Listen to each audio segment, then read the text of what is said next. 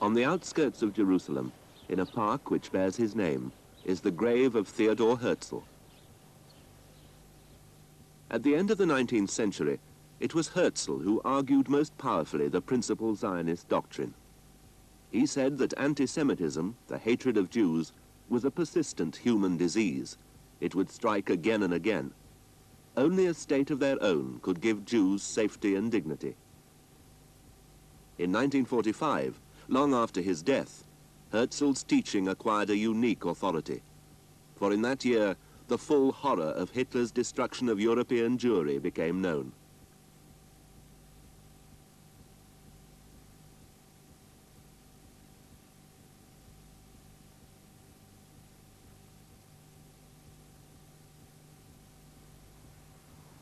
Not far from the park where Herzl lies, there is a monument to the terrible facts which came to light as the war in Europe ended.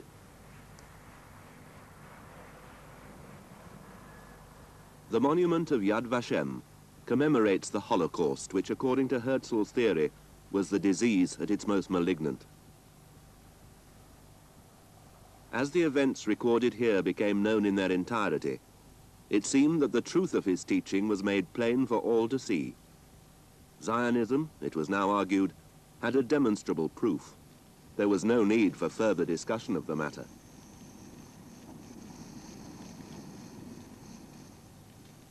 So these tragic facts were to provide the ground, the basis, and the means by and on which Zionism was to achieve what it did between 1945 and 1948.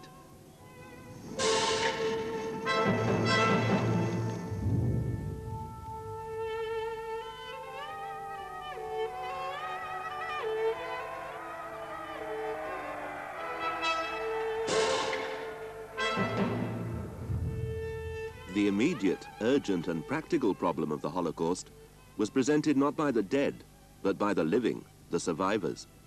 Nobody seemed to want them. They were now, in the jargon of the day, DPs, displaced persons. They themselves did not wish to remain in the graveyard of their people. Some began with official Zionist encouragement to make their way to Palestine. The British were strongly opposed to this. The influx of more Jews into Palestine would, it was thought, harm Britain's interests, endanger her delicate relations with the Arab states, and threaten, therefore, the preeminent position Britain wished to preserve in the Middle East. Let the Jews stay in Europe, said the British. But Britain's wishes alone no longer counted as they once did. The American government, for their own reasons, took a different view of the matter. There were ultimately in these camps in Central Europe some 300,000 people of that kind. And there was simply nowhere else for them to go. The British wouldn't have them, the Americans wouldn't have them, the Latin Americans wouldn't have them. So there was no other place to go. And the Americans, who had to bear the major burden of feeding these people and clothing these people in their zones in Germany and Austria, said, look, there's no, what shall we do with them? We can't keep them in Germany. We want to have West Germany as our ally in the future. And you can't have a Jewish center in Germany if you want to recreate some kind of West German democratic society. It'll interfere there. It'll be in the way. It'll remind people too much of what happened in the past. You've got to clear them out of there. And American generals told their government, if you want to have a new policy in Germany, clear out the Jews and other DPs. The other DPs they dealt with in other ways. The Jews to Palestine. And this was the basis of Truman's approach to the British government already in 1945, in the summer of 1945, in August. Take these people to Palestine, because if you take 100,000 Jews, you will take away the major problem. We'll somehow manage with the others, possibly. The British view, the view of Clement Attlee and the new Labour government, was that to say yes to the Americans and to let 100,000 Jews into Palestine would indeed create a major problem. Attlee told the Americans this. And the answer of the British was no, under no circumstances will we take these refugees. Because then the Arab national movement, which by that time was strong, might rebel against us. Now, in fact, the Arab national movement in 1945 was in no situation to rebel. They were still led in Palestine by the ex-Mufti, Haj Amin al-Husseini, who was by that time a refugee in France and later on in Cairo. He couldn't lead anyone. And yet there was this fear that the Arabs or the Muslim world would rebel, and that you would require a very large body of soldiers in order to have these 100,000 Jews in Palestine. And Britain turned to America and said, look, we are willing to have the 100,000 in, provided you give us a very large number of troops to put them in there and defend us against the rebellion of the Arabs. And the Americans said, no, we can't do that. The Senate and the Congress would never agree to this. And there was an impasse. And for 2 years, actually for a year and a half, there was an attempt to find some kind of a solution between the two major powers. This conflict of interest between America and Britain was then a direct result of the Holocaust, and it was to grow. Ernest Bevin, the Foreign Secretary, bitterly resented the constraints which increasing American pressure was putting on the policy Britain wanted to pursue in the Middle East. The Labour government was extremely strong, and the strongest person in that government was Ernest Bevin. Had there been an American agreement, I have no doubt that Bevin would have carried, with some of this agreement, would have carried Britain with him in an anti-Jewish, pro-Arab policy.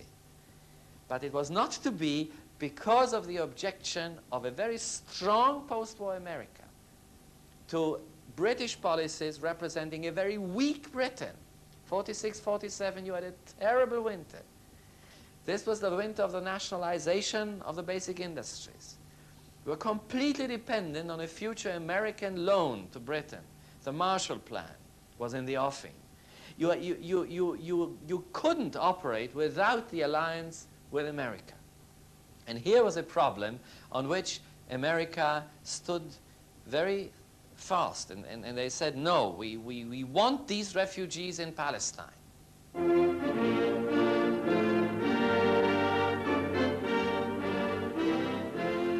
Not surprisingly, it was to the United States, and in particular to the influential Jewish community there, that the Zionist movement now looked for moral and material support. It had been appropriately here in New York in 1942 that the Zionists had declared their hand and had at last plainly and unequivocally spelt out their aim, a Jewish state in Palestine.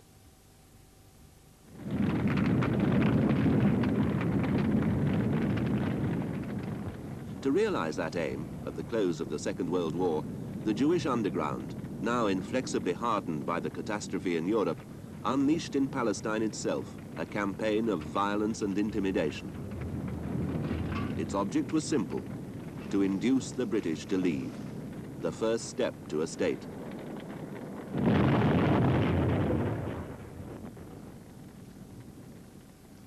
Episodes like the blowing up of the King David Hotel when 90 people were killed were directed at public opinion in Britain. It was hoped the British would weary of the mess, would say, let's get out and let them get on with it. The British were subject to Arab threats, to constant American criticism, and to Jewish violence.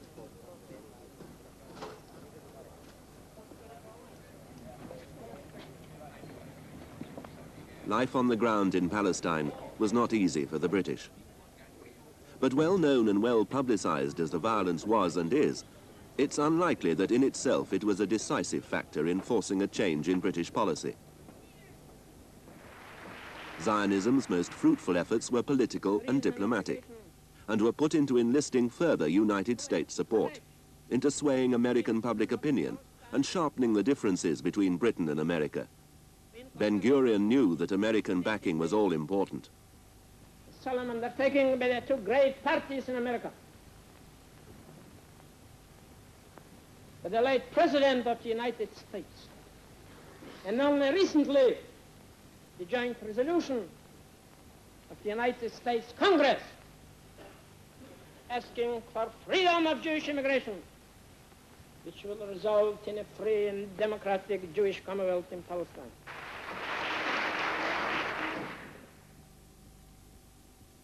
The survivors of the Holocaust had been the first bone of contention in the deteriorating relationship between Britain and the United States.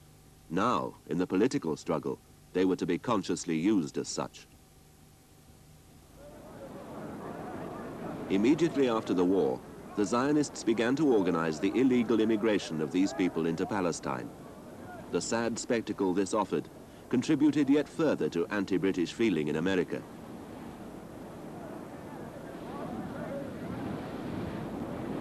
Old, unseaworthy vessels packed with refugees lumbered across the Mediterranean. More often than not, they would be stopped by the Royal Navy. More often than not, the refugees would end up in internment camps in Cyprus. In the notorious case of the Exodus, the British returned the refugees to, of all places, Germany. These public confrontations provided a psychological and propaganda weapon of great power. The complex problems of Palestine were simplified by episodes like this into a melodrama in which all the good was on the side of the Jews. Now, this was a kind of battle that the British simply could not win, because even if they intercepted these ships, there were film crews on the ships, there were reporters on the ships that then transmitted an image of Britain as preventing survivors of the refugee camps from reaching the only shores of salvation. The main purpose of Zionist strategy, and it is a tribute to their insight into strategy, was to force the British to give up the mandate. It was a political purpose resorted to fundamentally by a combination of diplomatic and psychological tactics rather than military tactics.